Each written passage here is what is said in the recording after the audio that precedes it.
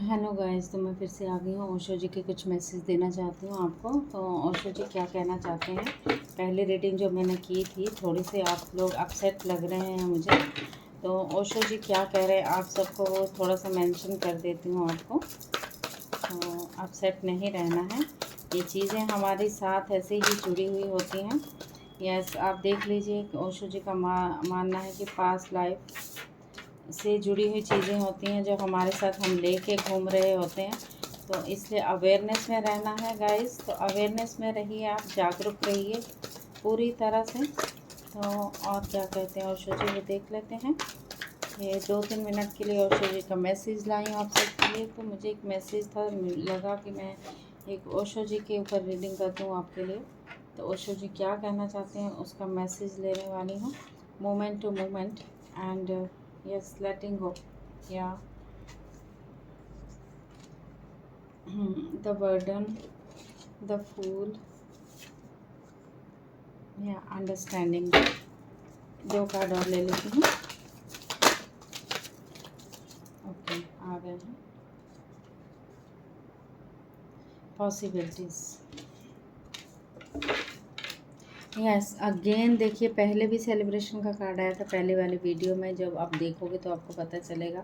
ओशो जी ने ये कहा है कि जो भी चीज़ें अगर आपके साथ कुछ ऐसा हो रहा है तो आपकी चीज़ें पास्ट लाइफ से जुड़ी हुई हैं गाइस। तो पास्ट लाइफ जब हम कर्मा करके आते हैं, जब हम पूरे कर्म करके आते हैं, हम जन्म जन्म से कर्म करके आ रहे हैं, उसको बिगाड़ते हैं, बनाते हैं, फिर चले जाते हैं, वो कर्मों का ही प्रभाव हमारे ऊपर पड़ता है। तो हमें क्या करना होगा,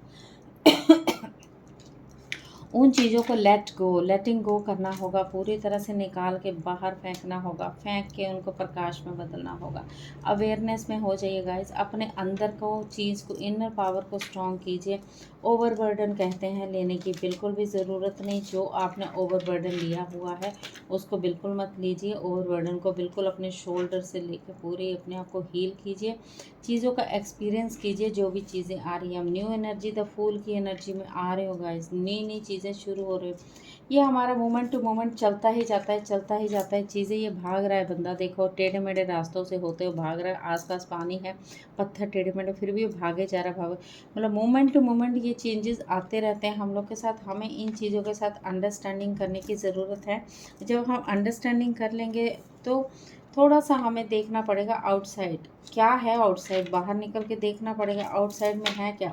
आउटसाइड आपके बिल्कुल लाइट है गाइस, तो पूरी तरह से लाइट को लीजिए ना आप, अंधेरे में से बाहर निकलिए। बिल्कुल पॉसिबिलिटी है, आप कर सकते हो ये चीज़ों को।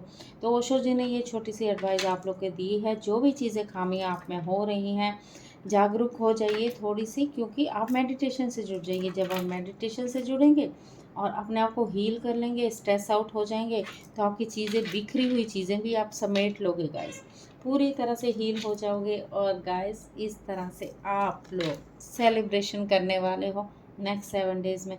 थोड़ी सी मेडिटेशन करने की बहुत ज़रूरत है। मेडिटेशन जुड़िए और करिए मेडिटेशन, इसलिए मैं आपको बोल रही हूँ।